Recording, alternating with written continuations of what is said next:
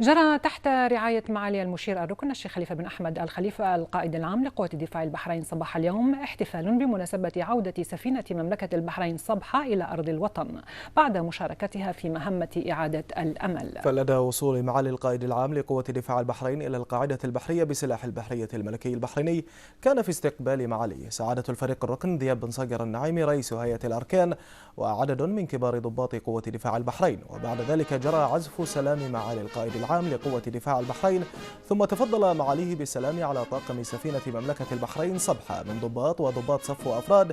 والتقى معاليه بقائد سفينة مملكة البحرين صبحة العقيد الركن بحري عدنان حسين صفر وعدد من ضباطها. وبهذه المناسبة عبر معالي المشير الركن الشيخ خليفة بن أحمد الخليفة القائد العام لقوة دفاع البحرين عن فخره واعتزازه بضباط وضباط صف وأفراد سفينة مملكة البحرين صبحة بمشاركتهم في مهمة إعادة الأمل. ونقل معالي القائد العام لقوة دفاع البحرين إليهم تحيات وتقدير حضرة صاحب الجلالة الملك حمد بن عيسى الخليفة عاهل البلاد المفدى القائد الأعلى أيده الله. وأشاد معالي القائد العام لقوة دفاع البحرين برجال قوة دفاع البحرين لقيامهم بهذا الواجب السامي بكل شجاعة وإقدام، مضيفا أنهم كما نعهدهم دائما فقد اطلعوا بأداء الواجب الإنساني نصرة للحق، داعيا معاليه الله تعالى أن يوفق ويحفظ وينصر أخوانهم من قوة دفاع البحرين ومن جميع القوات الشقيقة والمشاركة في عمليات التحالف العربي بقيادة المملكة العربية السعودية الشقيقة، وذلك في البر والجو والبحر. وقال معالي القائد العام لقوة دفاع البحرين إن هذه المشاركة مع قوات التحالف العربي بقيادة المملكة العربية السعودية الشقيقة لحماية اليمن الشقيق والحكومة الشرعية وتنفيذ قرارات مجلس الأمن الدولي وحمل مشاعل النور ولواء الخير للدفاع عن الحق وتحمل المسؤولية والأمانة في حفظ الأمن القومي العربي ومهمة الاستقرار الإقليمي.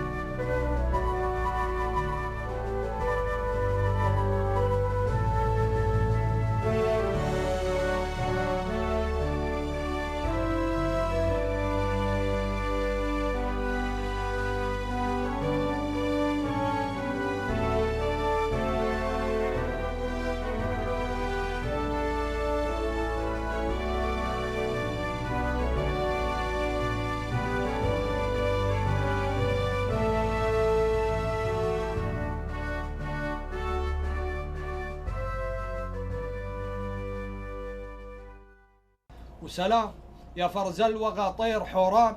القائد الأعلى حمد لك تحية، فرسانكم اليوم في البحر حيتان، تحمي اليمن بالروح ولا المنية، وصقور بحر نرصدوا كل نيشان.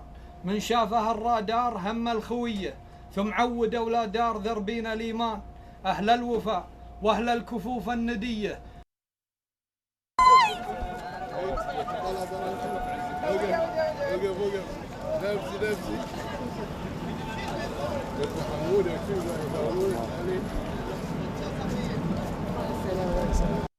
من السواحل اليمنية عادت سفينة مملكة البحرين صبحة تحفها أمطار الخير والبركة بعد مشاركتها في مهمة إعادة الأمل، تنفيذا للتوجيهات الملكية السامية لجلالة الملك المفدى القائد الأعلى حفظه الله ورعاه، للاستجابة لطلب السلطة الشرعية في جمهورية اليمن الشقيق ضمن اتفاقية الدفاع المشترك مع دول مجلس التعاون لدول الخليج العربية.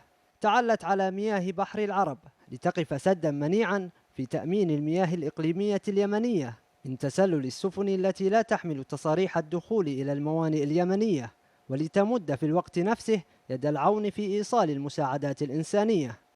اللي قمنا فيها أكثر شيء كانت نقلة نوعية على حجم السفن اللي احنا كنا نقوم فيها، فالحمد لله في هذه المهمة احنا قدرنا نقوم بعمليات أكبر وتفتيش سفن أكبر يعني وإيقاف عمليات تهريب لسفن عدد أكبر. كانت المنطقة تشكل تحدي جديد لنا لأنها منطقة جديدة بالنسبة لنا، ولكن الحمد لله الطاقم قدر يتعامل. فرحة إنجاز المهمة والعودة إلى الوطن قابلها حنين الأهالي لقرة أعينهم الذين شاركوا في أداء الواجب الوطني، مرتسمة على محياهم عبارات الفخر والاعتزاز.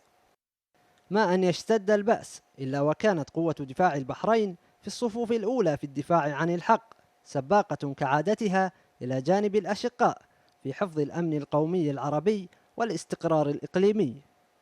عادت إلى أرض الوطن شامخة تعلوها راية الفخر، مبشرة بمواقف أبطال قوة دفاع البحرين في مختلف المهام الوطنية المقدسة على مر السنين. عمار العماري لمركز الأخبار تلفزيون البحرين.